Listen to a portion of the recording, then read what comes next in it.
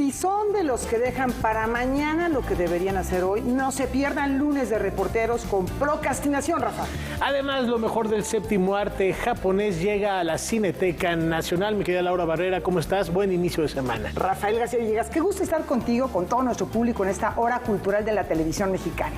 Hola, Laura Regis en la traducción de lenguas de señas mexicana. Y sin más preámbulo, damos paso a la información. ¿Con qué arrancamos, Laura? Pues vamos a arrancar, ¿qué les parece? Con libros, propiamente con una premiación en torno a una narración que nos habla acerca de la ausencia y de la desaparición forzada. Vamos a ver de qué se trata.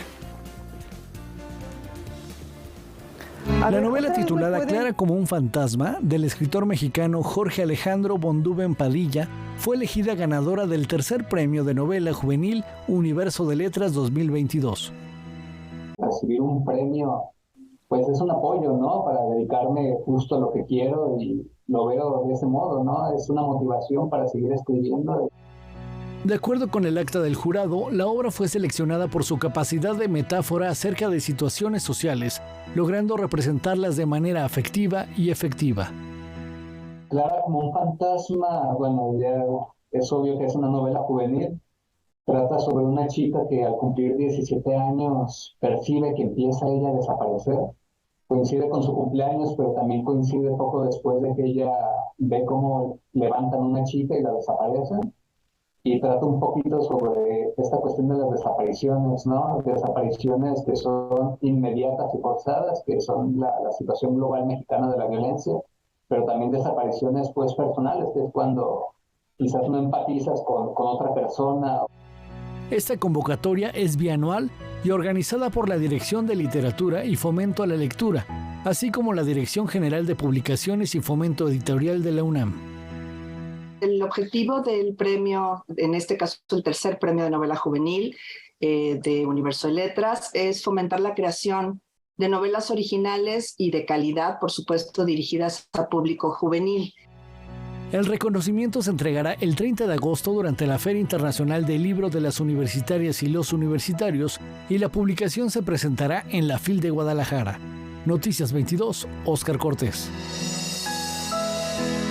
Y en la Ciudad de México todo está listo para una fiesta de tradición y patrimonio. Si le gusta la gastronomía mexicana, quiere conocer más sobre la medicina tradicional indígena o aprender técnicas para realizar una mochila guayú, no puede faltar a la Fiesta de las Culturas Indígenas, Pueblos y Barrios Originarios de la Ciudad de México, que se llevará a cabo del 5 al 21 de agosto en su 8ª edición. En esta fiesta participarán aproximadamente alrededor de 1,000 miembros de comunidades indígenas residentes y de pueblos originarios de la Ciudad de México. Con la Plaza de la Constitución del Centro Histórico como escenario, esta fiesta tendrá como invitados de honor a las comunidades afromexicanas de Oaxaca, Veracruz y Guerrero. Si es un visitante, tendrá la oportunidad de observar las artesanías realizadas por los creadores de alcaldías como Tláhuac, Xochimilco y Milpa Alta. Además, podrá escuchar poesía en lenguas indígenas, contemplar los sonidos de las bandas como la Monumental Oaxaqueña, ser testigo de presentaciones de libros o participar en los más de 20 talleres que le enseñarán a diseñar máscaras o canastas. También hay un participante internacional que será el país de Venezuela y estarán aquí también invitados y participarán miembros de la comunidad afrodescendiente de este país. La Fiesta de las Culturas Indígenas, Pueblos y Barrios Originarios de la Ciudad de México es de entrada gratuita. Noticias 22, Karen Rivera. Y enseguida los invitamos a conocer a una institución que durante 3 décadas y media se ha dedicado a difundir la producción intelectual y literaria de nuestro país.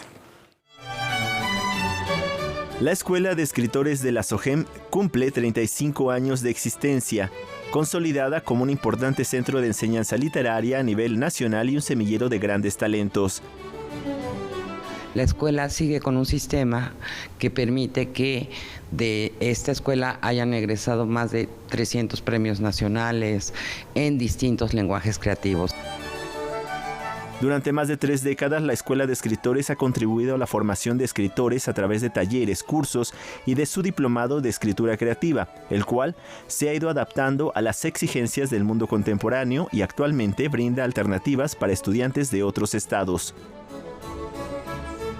Antes solo se podía cursar este diplomado de lunes a jueves de 5 a 9 de la noche si radicabas en la Ciudad de México. Ahora lo puedes cursar de manera presencial y también en línea. El pasado viernes, la Escuela de Escritores de la SOGEM realizó una ceremonia conmemorativa en el Teatro Enrique Elizalde, durante la cual se entregaron reconocimientos a los egresados del Diplomado de Escritura Creativa 2022 y se develó una placa conmemorativa por estos primeros 35 años de vida. Y esperemos que llegue a los 70. Quizá yo ya no lo veré, pero la tradición que siga adelante de la mano, insisto, de las necesidades, siempre marcando como eje la estética. Para Noticias 22, con información de César H. Meléndez. Bueno, y de hecho ahí la veían, Claudia Guillén es por supuesto egresada de esta escuela de la SOGEM. Enhorabuena por estos 35 años y también enhorabuena, un reconocimiento más a la colección Hilo de Aragne, que tiene muy buenos motivos para celebrar. La colección Hilo de Aragne, que consta de cuentos ilustrados publicados por la UNAM, fueron reconocidos como los mejores libros para niños y jóvenes por segundo año consecutivo en la categoría de literatura juvenil por el Banco del Libro. Este reconocimiento significa que han encontrado que Hilo de Aragne está innovando, que está proponiendo un proyecto editorial que realmente está siendo muy bien acogido por los jóvenes, y eso lo sabemos porque hay varios de nuestros títulos que ya se han reimpreso. La colección está integrada por los títulos El Mono Infinito, de Marta Riva Palacios, Para Viajeros Improbables, de Cecilia Udave, y La Saga del Viajero del Tiempo, de Alberto Chimal. Es una colección que se abre a la lectura de quienes quieran encontrar en estas páginas un momento de esparcimiento, un momento de disfrute, de encuentro con propuestas literarias de la mejor calidad. Estas publicaciones están disponibles en versión digital y en formato impreso en todas las librerías. Queremos que estos libros estén de verdad en todos los circuitos y sean accesibles por todas estas razones que hablan de su calidad, pero también de su calidad literaria y de su calidad editorial. Noticias 22, Óscar Cortés. Rumbo al Mondiacult llegó el momento de reflexionar sobre tecnología, sobre la manera de relacionarnos desde el ámbito laboral, el ámbito educativo y los modelos que hay detrás de los conceptos ciudad y territorio. Vamos a ver un poquito más. El teórico social David Harvey será el encargado de una de las conferencias centrales del Foro Cultura, Ciudad y Territorio, que organiza la Secretaría de Cultura Capitalina, con el apoyo de la Secretaría de Cultura Federal y UNESCO, y como preámbulo a la Conferencia Mundial de la UNESCO sobre Políticas Culturales y Desarrollo. David Harvey aborda el tema del derecho a la ciudad desde la perspectiva marxista. Señala la importancia de construir estructuras de solidaridad en el entorno urbano y para las cuales considera necesario el contacto interpersonal. Solidarity is going to be based on trust. And the problem with the internet and the problem with Zoom and the problem with social media in general is you don't know what to trust. And there's a real big problem there. And I think that means that we have to get back to interpersonal relations to recognize the personal is political. Harvey piensa la ciudad como una estructura dominada por el capital, que a su vez diseña el espacio público urbano, el cual a su vez determina dinámicas sociales y culturales, instaurando así su régimen. I mean, the conditions of social reproduction these days are as serious a threat to the well-being of people as, say, problems in the labor process. So that we have to think about how the hierarchical structures of power in a city can be challenged and orchestrated so that the life of daily life of people in various areas of the city is singularly improved. Harvey considera importante la infraestructura educativa en el entorno de la ciudad, pero aclara que como profesor lo que más le preocupa es el contenido de esa educación. And a lot of public education these days is riddled with class presumptions. I think this is probably also true here in Mexico, but in the United States, the educational system is class divided. The elite go to elite schools, they get everything they need. The mass of the people are sort of basically given ideology and almost no tools to work with. Noticias 22, Víctor Gaspar. Y con esta reflexión es momento de hacer una muy breve pausa. Tenemos cine al regresar aquí en Noticias 22.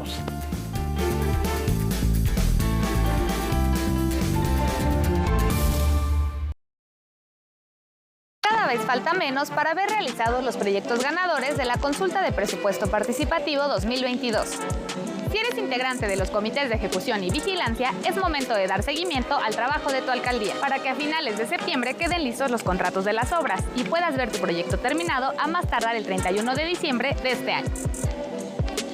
Que no se te acabe el tiempo. Consulta www.ism.mx y ya te la sabes, síguele la pista a tu proyecto y enchula tu colonia. Chabela Vargas, disolviendo la frontera entre dos mundos, la realidad y los sueños. Yo conocí el mundo a través de mí. Me enamoré de Federico desde muy niña. Me encantaba su manera de vivir. Quiero decirle a este público que te quiero, que no me dejen nunca. El Ruiseñor y la Noche. Chabela Vargas canta a Lorca. Visión periférica. 10º aniversario luctuoso de Chabela Vargas. Lunes, 22 horas. Originaria de la Mixteca oaxaqueña, actriz, directora y guionista. Planeo todo perfectamente, planeo mis tiros perfectamente, hago una plantilla. Ella decidió alternar su trabajo en la actuación con el de detrás de cámaras para tener la oportunidad de contar sus propias historias y romper con la cadena del racismo. Me dejo guiar simplemente por mis sensaciones, no he dirigido algo que no haya yo escrito. Me gustan mucho los colores que tiene mi pueblo. Ángeles Cruz en Autorretratos de Cineastas Contemporáneas. Día Nacional del Cine Mexicano. Martes, 22 horas.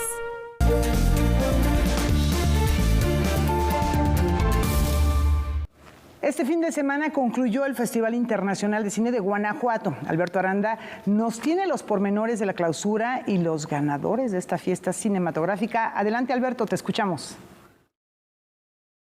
¿Qué tal, Laura, Rafael? Muy buenas noches. Pues el Festival Internacional de Cine de Guanajuato concluyó el día de ayer aquí en Irapuato.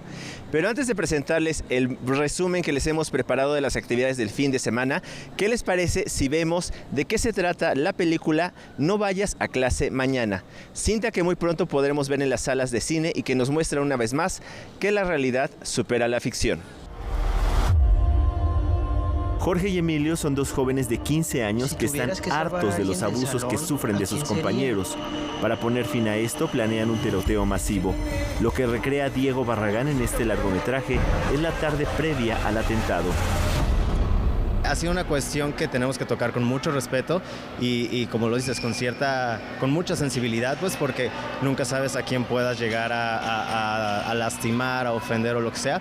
Pero pues creo yo, por la manera en la que tocamos la temática, la tomamos con mucho respeto, tratamos de hacer que los personajes se vean como jóvenes que están creciendo, que a lo mejor en este momento de sus vidas pues están pasando por una problemática, pero no justificamos como los hechos que están planeando. Imagínate que hubiera un terremoto. Y se cae el techo del salón. El enojo, el miedo, la impotencia y la necesidad de cambiar sus vidas es lo que mueve a estos amigos. ¿Quién te gustaría que fuera? Ninguno, güey. Prefiero quedarme solo. Para nosotros fue muy importante, en primera, mostrar la amistad entre ellos, porque de hecho nosotros siempre platicamos como que es una historia de amistad que transcurre la tarde previa a un tiroteo, que creo que es la base de la película, es la amistad entre los dos chavos, y eso era lo principal que queríamos mostrar. Repasamos el plan. No vayas a clase mañana se realizó en plena pandemia y sus actores principales no habían participado antes en ninguna película.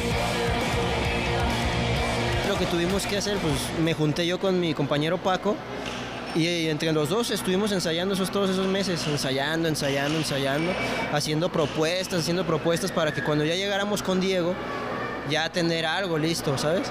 Entonces fue como de trabajo de estudio.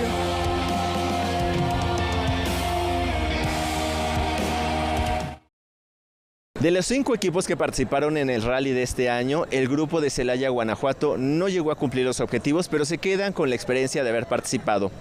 Y el cortometraje ganador de esta edición fue La Huésped. Veamos de qué se trata.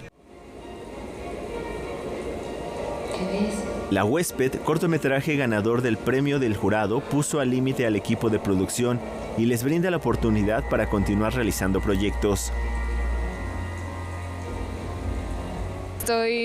No puedo dejar de sonreír, estoy muy contenta, fue una experiencia muy padre, hubo momentos de estrés, pero realmente estuvo muy ameno, estábamos preparados y me sentí con mucha confianza al estar con un crew que trabaja tan bien y con actrices tan buenas, entonces me sentí muy acompañada y pude disfrutar todo el proceso.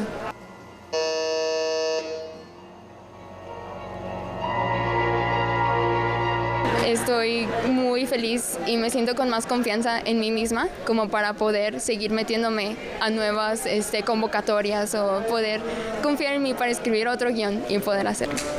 Hola, buenas noches. La historia ganadora nos presenta a 2 mujeres que rentan una habitación a una desconocida. Su llegada coincide con la misteriosa muerte de algunos habitantes del pueblo. El guión está basado en mi abuelita Magdalena y su mejor amiga Arcelia. Mi abuelita es súper fan de los ajos, entonces desde siempre en su bolsa ahorita seguramente trae ajos.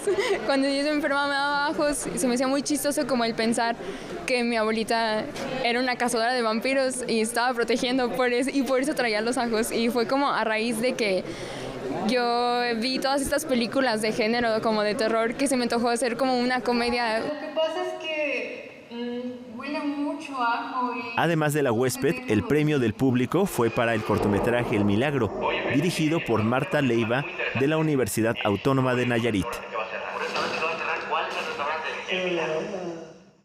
Y varios fueron los premios que se entregaron ayer aquí en Irapuato, pero la cinta que se llevó la noche fue Teorema del Tiempo, del realizador mexicano Andrés Kaiser.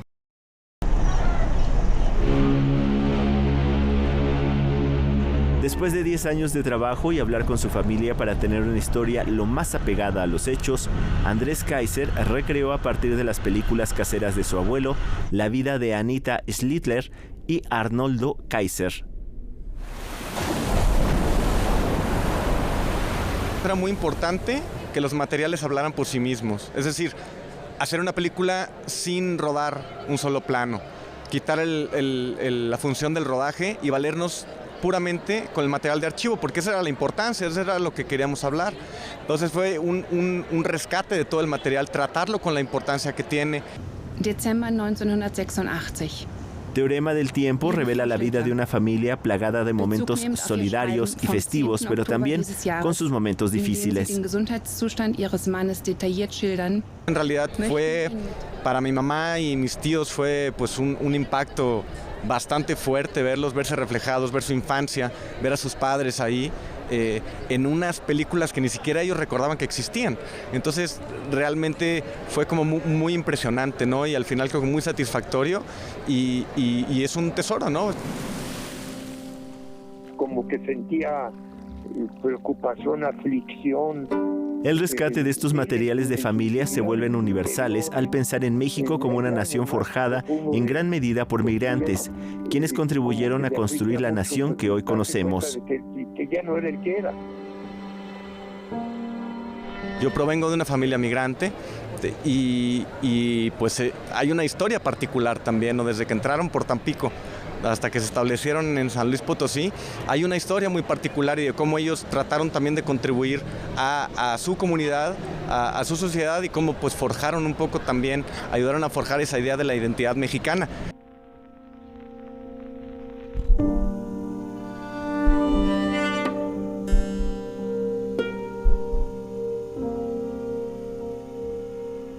En nombre del equipo de Canal 22 que llevó a ustedes este muy breve resumen de las actividades del GIF, el cual presentó más de 180 películas, conferencias, talleres y eventos especiales, les doy las gracias. Nos despedimos desde Irapuato y más cine, por favor. Gracias, Alberto, muy completa la cobertura y en efecto más cine, porque el séptimo arte es la ventana para descubrir los secretos del país del sol naciente. La Cineteca Nacional acoge la Semana de Cine Japonés, una muestra que realiza gracias al apoyo de la Fundación Japón en México. La Fundación Japón es una entidad del gobierno japonés que se dedica a difundir la cultura japonesa a través del diálogo, las artes, el intercambio intelectual y el idioma japonés. Este año el ciclo se compone de películas filmadas entre 1935 y 1940, una época determinante para la cinematografía nipona, pues marca la entrada del cine sonoro. Vamos a tener la oportunidad de revisar diversas películas de diversos autores con nombres tan importantes como el de Kenji Mizoguchi, como el de Yasujiro Ozu. Y bueno, de casi todos los autores vamos a tener una sola película, pero de uno de los autores, Sadao Yamanaka, vamos a tener 3 películas, las únicas 3 películas que sobreviven de su obra. Bueno, Fundación Japón se ha encargado de restaurarlas y las vamos a presentar durante esta Semana de Cine Japonés. En total se van a exhibir 9 largometrajes que dan cuenta de los cambios políticos y sociales de la sociedad japonesa a finales de los años 30. El cine de los 30 en Japón es muy característico porque, bueno, en esa década empezó sobre todo la crítica social a estar dentro de las películas. Antes de los 30 no había mucha crítica social. La Semana de Cine Japonés se realizará del 2 al 14 de agosto en la Cineteca Nacional. Noticias 22, Julio López. Y ya que estamos por esos lares, en Rincón Nippon les platicamos de un singular amuleto que sirve para prevenir los climas pluviosos, la lluvia como tenemos en estos días en la Ciudad de México y en otras partes de la República, y llamar al buen tiempo. Vamos a ver.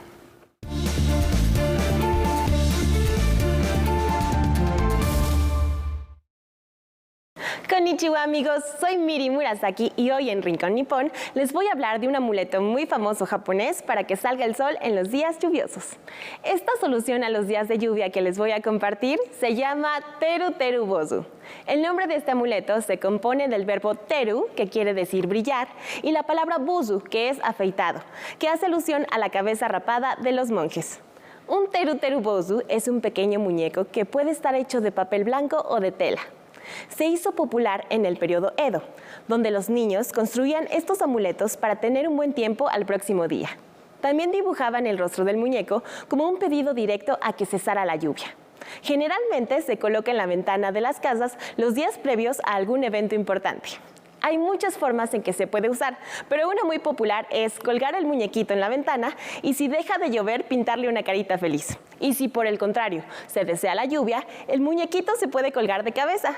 Existe también una famosa canción infantil, o como en Japón se les llama Warabe Uta, asociada al Teru Teru Bozu, escrita por Kyoso Nasahara y compuesta por Shinpei Nakayama, compositor japonés conocido por sus numerosas canciones infantiles profundamente arraigadas en la cultura japonesa.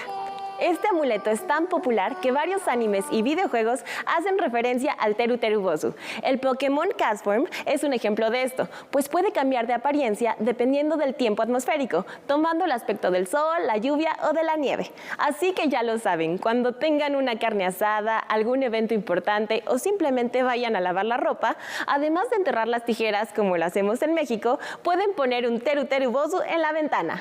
Yo soy Miri Murasaki y nos vemos a la próxima por Rincón Nippon. ¡Sayonara!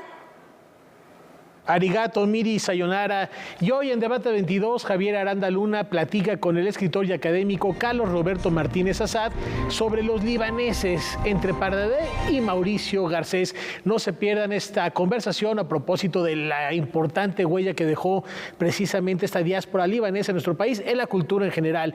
Al terminar este espacio informativo, Debate 22. Una pausa. Regresamos.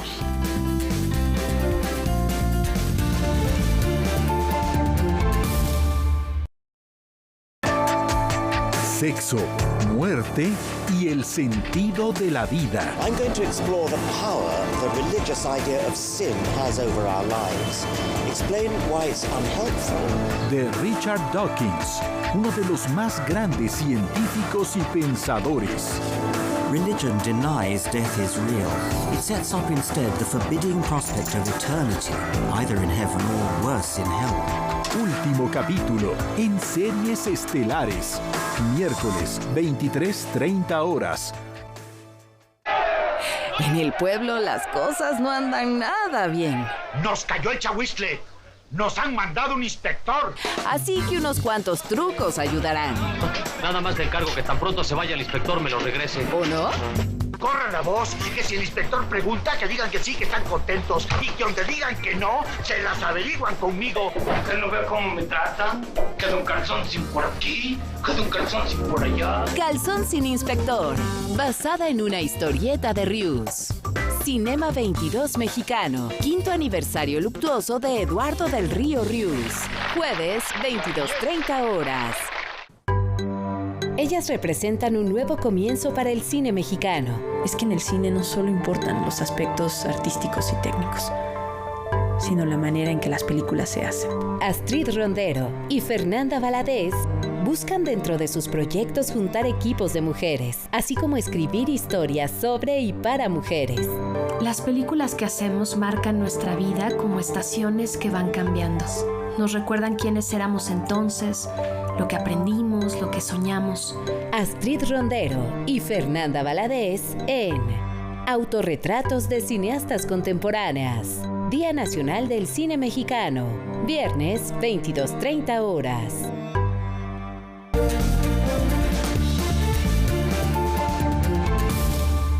Para entender algunos fenómenos musicales, lo mejor es que el sonido se transforme en literatura. Vean por qué.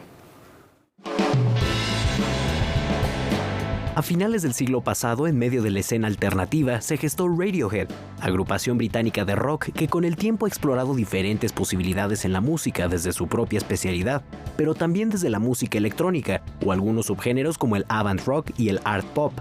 El lanzamiento de Kid A en el 2000 y Amnesiac en 2001 marcaron un antes y un después en su carrera, pues la revolución sonora que proponían entonces les aseguró un lugar entre los 100 mejores artistas de la historia, de acuerdo con la revista Rolling Stone. Los escritos, el arte y las ideas que integran la génesis de ambos discos ahora se reúnen en los libros Kid Amnesia y El miedo acecha al territorio. Los dos libros surgen en realidad como parte de una expo que iba a hacer Radiohead antes de la pandemia para conmemorar el 20 aniversario de los discos Kid A y Amnesia, que recogen tanto obras gráficas, dibujos, pinturas, algunas hechas a computadora, tanto por Thom Yorke como por Stanley Donwood, como apuntes, notas, faxes, se enviaban las letras de las canciones de los discos. Ambos documentos dan cuenta también de la crisis creativa que sufrió el músico, vocalista y compositor principal de la banda, Thom Yorke, después del lanzamiento de OK Computer.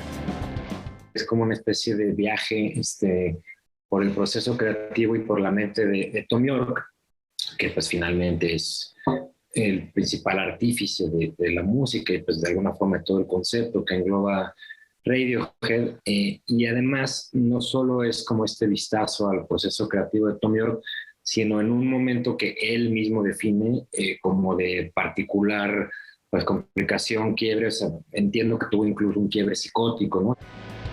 Los textos que se incluyen están traducidos al español, pero también pueden leerse en su idioma original. Kid Amnesia y El miedo acecha al territorio llegan a nuestro país bajo el sello de Sexto Piso. Para Noticias 22, Rodrigo Peredo. La UNAM continúa expandiendo sus horizontes. Literalmente, vean esto. Este año escolar, la Universidad Nacional Autónoma de México inaugura la Escuela Nacional de Lenguas, Lingüística y Traducción y la Escuela Nacional de Ciencias de la Tierra. Nosotros tenemos ya trabajando no como escuela, como centro en un inicio, en el Centro de Enseñanza de Lenguas Extranjeras, 56 años de experiencia en enseñanza y formación docente en lenguas. Entonces, ya los 2 edificios que actualmente ocupamos eran insuficientes, necesitábamos más espacio. La venida de estas 2 licenciaturas pues amplía, en cada generación aumenta la matrícula escolar de estudiantes y es necesario ofrecerles espacios adecuados donde puedan realizar sus actividades estudiantiles. La Escuela Nacional de Lenguas, Lingüística y Traducción cuenta con 1.538 metros cuadrados, planta baja y 2 pisos, una terraza y 14 aulas con capacidad para 520 alumnos por turno. Iniciamos semestre el 8 de agosto y ya tendremos los 3 edificios dispuestos para dar la bienvenida a académicos, alumnos, a toda la comunidad y pues a toda la sociedad mexicana. La universidad, como sabemos, es de todos y para todos. Por otro lado, la Escuela Nacional de Ciencias de la Tierra, después de compartir espacio para tomar clase en el Instituto de Geografía de la UNAM, este próximo 8 de agosto comienzan las clases presenciales por primera vez. Las instalaciones de la escuela empezaron a construirse en agosto del 2020. Es decir, hace casi 2 años, 1 año 11 meses. Entonces, era muy importante contar con nuestras instalaciones propias y durante 1 año y medio que ha durado la construcción y el equipamiento de la escuela, pues hoy estamos muy contentos porque ya están listas nuestras instalaciones. Para Noticias 22, Lucero Caballero. La animación mexicana sigue desafiando fronteras.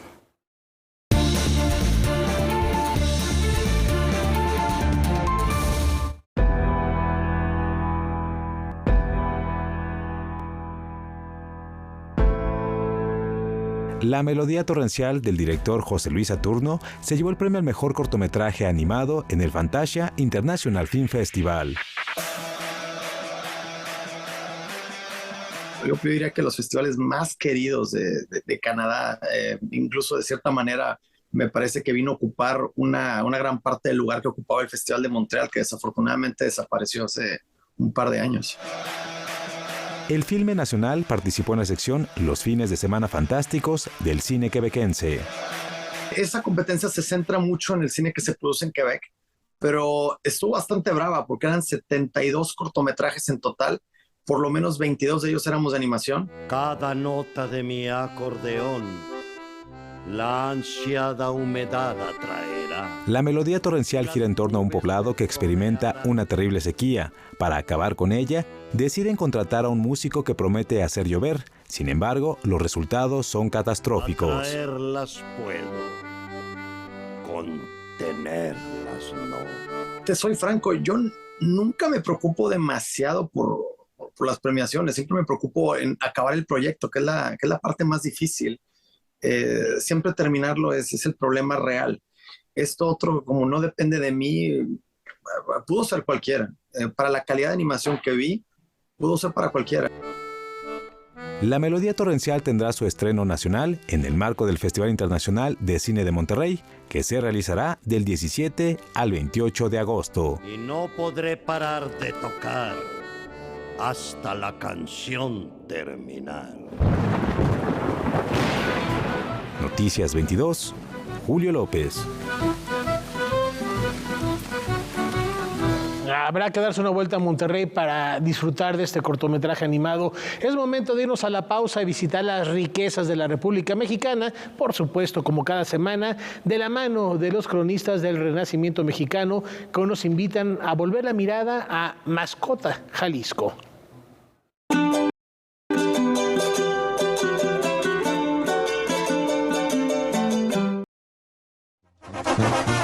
Mascota, Jalisco.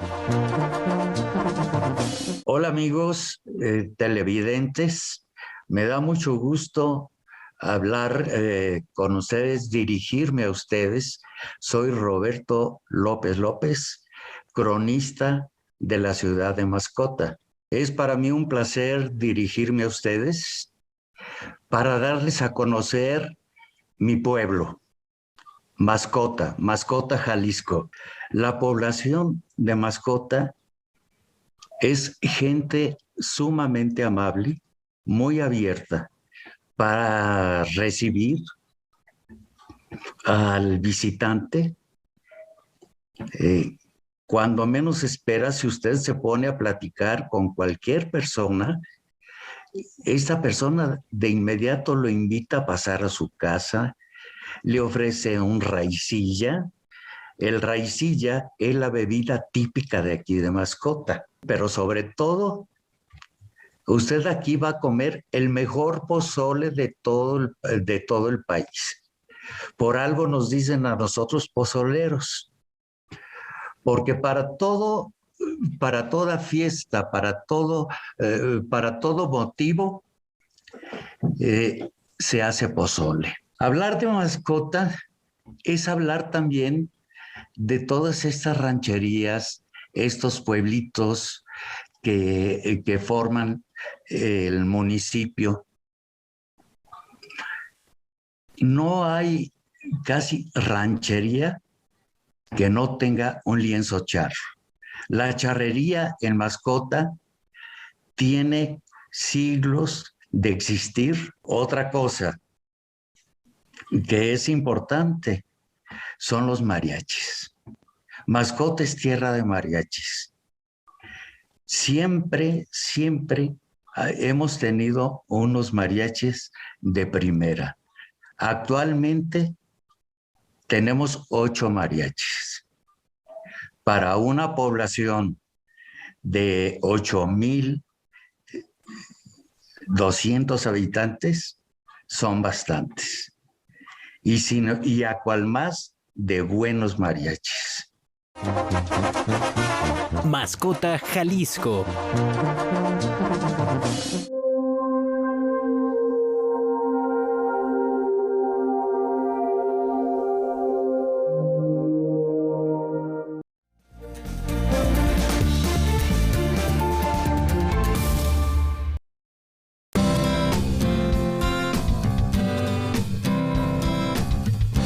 Como audiencia, tienes derechos. Debes conocerlos para poder ejercerlos y ser parte de los televidentes críticos y participativos. Es muy importante que sepas que los contenidos que ofrece tu televisora deben reflejar pluralidad ideológica, política, social, cultural y lingüística. Para más información, consulta la página de defensoría.canal22.org.mx.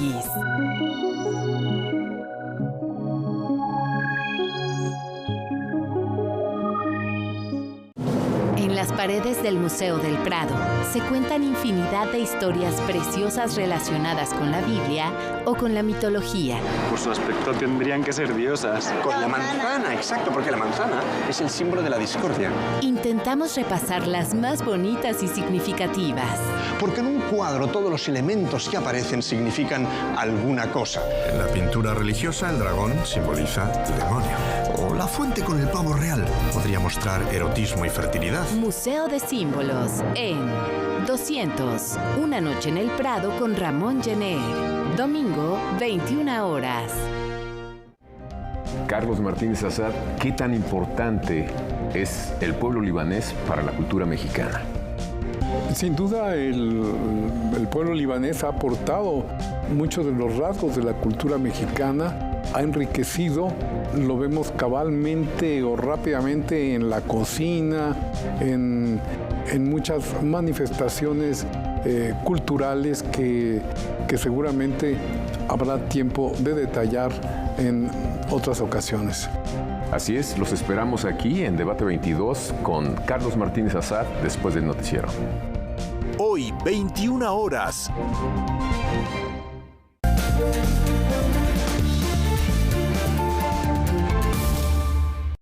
Aquí les tenemos una posibilidad para jóvenes cineastas que tengan puesta la mira allende las fronteras. En 2018 surgió la beca Jenkins del Toro, con el propósito de fomentar el desarrollo del arte cinematográfico en México en jóvenes que desean realizar sus estudios en el extranjero. Hay muchas partes de la beca que son directamente supervisadas por Guillermo del Toro. Entonces, como quiénes son los jurados, como cuándo deliberan, etc. El Festival Internacional de Cine en Guadalajara se encarga de que todo se realice en tiempo y forma, lanza la convocatoria y reúne a los jurados. La idea fundamental detrás de esta beca es que las personas puedan definir su carrera académica con relación al cine. Y eso, un poco Guillermo lo que quería hacer era como cuál hubiera sido la beca ideal que yo me ganara para irme a estudiar a donde yo quisiera. Los aspirantes deben presentar un trabajo cinematográfico con una duración mínima de 5 minutos en cortometraje o mínima de 45 minutos en largometraje. Deben tener dominio del idioma inglés. Después de un largo proceso, el ganador de la beca podrá elegir dónde estudiar una licenciatura o maestría en el extranjero por el equivalente a $60,000. Ahorita, como te decía, tenemos 3 becados, ¿no? Que son Can de Palma, Alejandro Ríos y Nova, Ernesto Regalado. Que Nova apenas va a empezar, por ejemplo, a estudiar porque se interpuso la pandemia, las aplicaciones fueron no constantes, muchos programas se fueron a digital. Entonces, ahorita que ya se está como retomando la presencialidad, pues estamos también nosotros retomando la beca. La convocatoria cierra el 19 de agosto. Todos los datos se pueden consultar en www.becajenkinsdeltoro.com. Noticias 22, Julio López. Investigadores de Harvard proponen la creación de un singular banco de desechos con la finalidad de combatir algunos males desencadenados por nuestro ritmo de vida cotidiano.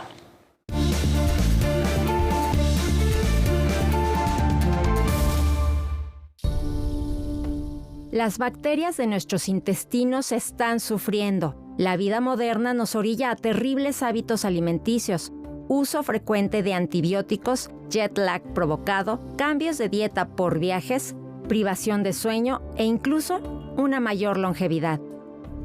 Todo ello daña los complejos ecosistemas microbianos que se alojan en nuestros intestinos, causando un amplio rango de enfermedades que van desde infecciones del intestino grueso colon con la bacteria Clostridioides difficile, el síndrome del intestino irritable, la enfermedad intestinal inflamatoria, el asma, diabetes tipo 2, problemas cardiovasculares, hasta cáncer colorectal. Ante este panorama, 3 investigadores de la Harvard Medical School proponen la creación de un banco de heces para combatir estos males. El método consiste en el trasplante fecal. Se toma el excremento de personas sanas, con todo y su carga de bichos bien ajustados, y se inserta en los intestinos de personas que sufren. Este método ya ha demostrado una efectividad del 80 al 90% en el tratamiento de infecciones con Clostridioides difficile, y los bancos de heces, semejantes a los bancos de sangre, ya existen en Estados Unidos, Gran Bretaña, China, Francia y Países Bajos. Yang Yu Liu, Shanlin Ke y Scott Weiss describieron su propuesta en Trends in Molecular Medicine, que retomó el diario The Economist, y que sugiere que la gente debería guardar sus heces en un banco cuando se es joven y saludable, para uso futuro. El excremento tendría que mantenerse a la temperatura del nitrógeno líquido y entonces, cuando la o el depositante necesite un pequeño rejuvenecimiento intestinal, podría retirar una parte de la cuenta, ponerla a temperatura ambiente y hacer con esta un edema. Con este enfoque puede haber riesgos y además los avances en la medicina podrían volver innecesarios estos depósitos, pero sin lugar a dudas podrían ser útiles para desarrollar nuevos tratamientos microbianos. Para Noticias 22, Katia León Monterrubio.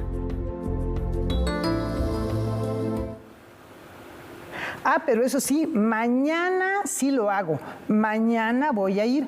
Mañana sí te pago a que le tiras cuando sueñas sin cumplir. ¿Se acuerdan de este pequeño fragmento de la canción A qué le tiras cuando sueñas mexicano de Chava Flores? Bueno, si algo así les ha pasado, Este segmento es para ustedes. Vamos con Lunes de Reporteros.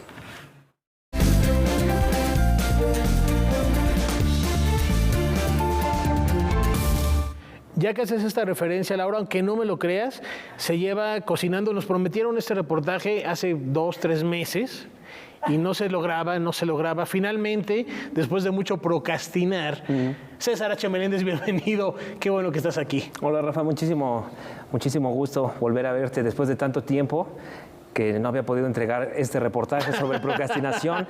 Tenía que vivir el reportaje, ¿sabes? Entregarme completamente a él, saber... El método, el actor del método. Exactamente, tenía que meterme en la mente de los procrastinadores para entender qué es el fenómeno que sucede allí. Pero bueno, ya hablando en serio, vamos a hablar de un problema que justamente podría parecer no muy grave, en realidad podría parecer que no es un tema de interés, ¿no? Porque no es algo de urgencia, porque además es algo que le pasa a más de la mitad de la población. Estamos hablando que todos en algún momento hemos llegado a decir, mañana lo hago, pero esto puede convertirse en un hábito crónico con consecuencias graves para la vida laboral, la vida familiar, el ámbito académico de una persona.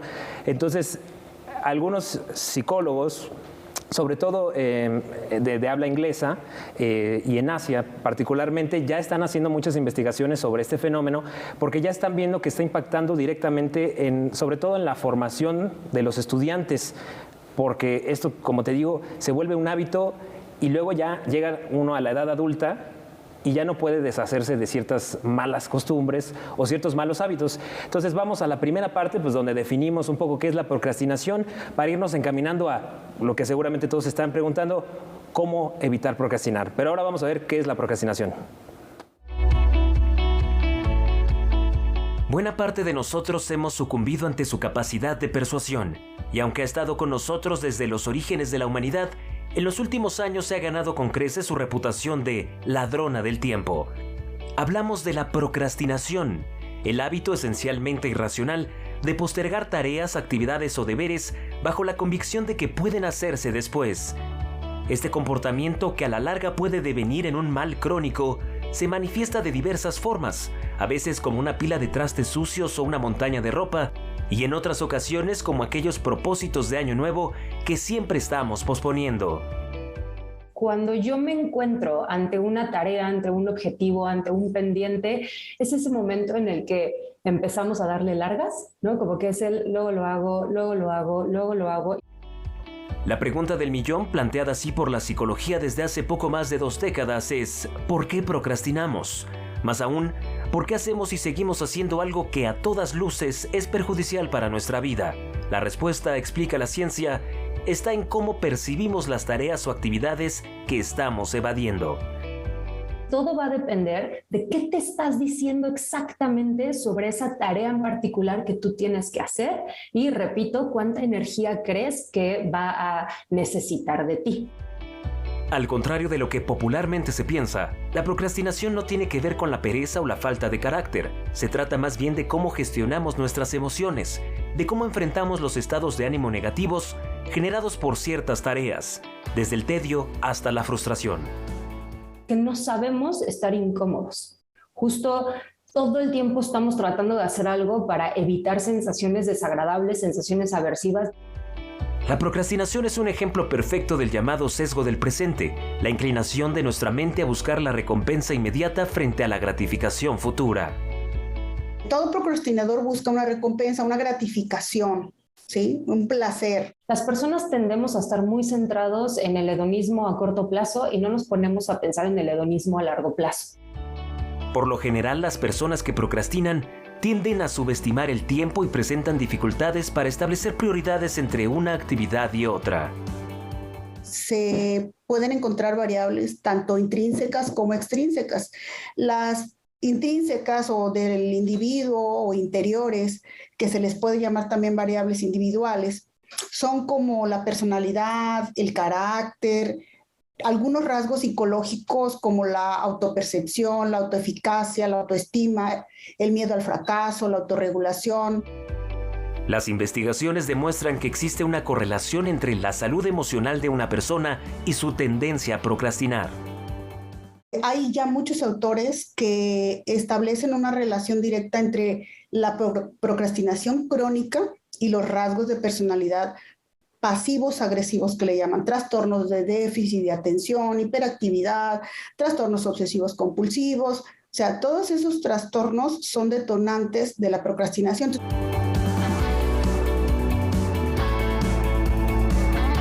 Te quería hacer una pregunta, César, pero mejor luego, la dejaré para otro momento, porque sí, quien no procrastina es el tiempo. Entonces vamos envejeciendo, se puede volver crónico, que es lo que comentas en este reportaje, y la vida pasa y muchas veces quedan cosas pendientes. Escuchamos al final de tu reportaje que hay tipificación de la procrastinación, los pasivos, los activos. Platícanos brevemente para ver después si tiene solución o no, por favor.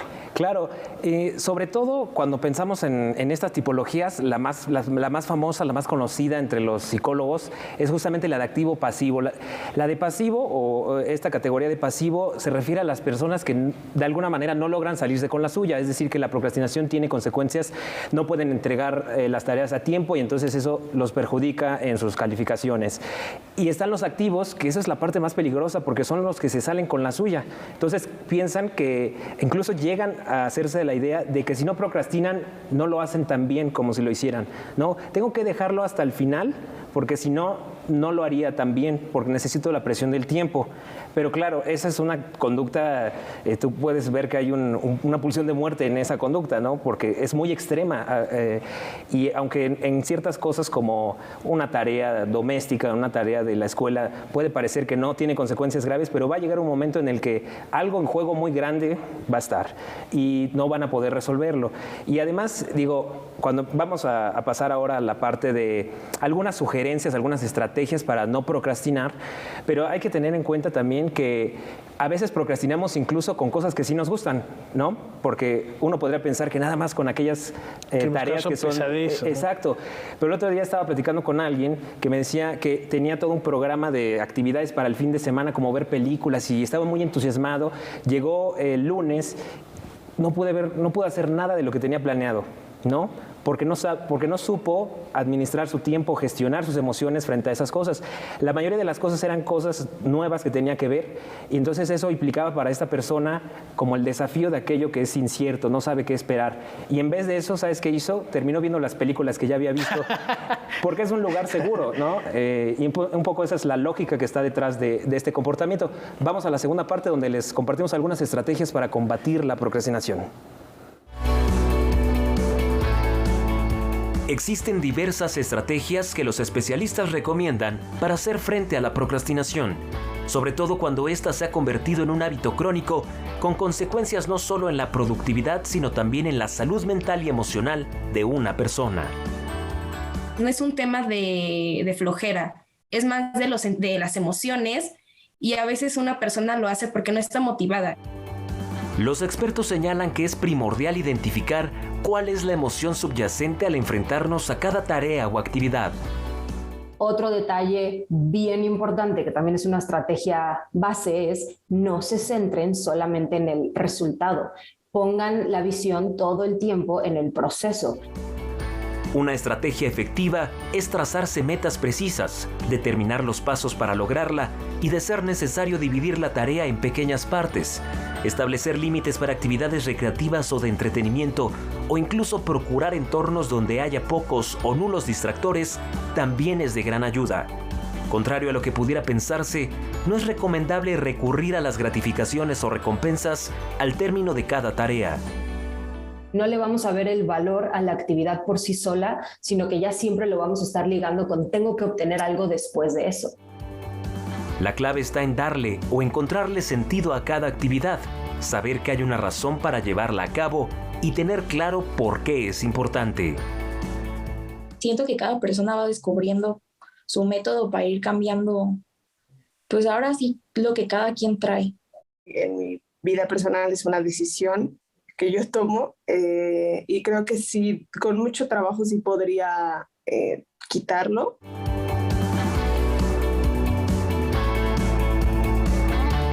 Procuren no dejar para mañana lo que pueden hacer hoy, mañana no lo tenemos seguro. César, un tema de reflexión bastante interesante, no es por flojera, es la procrastinación independiente a la flojera y sí hay que aprovechar al máximo el tiempo. Sí, y justamente lo que quería decir es que si no me ven de aquí a 3 meses, no es flojera, es procrastinación.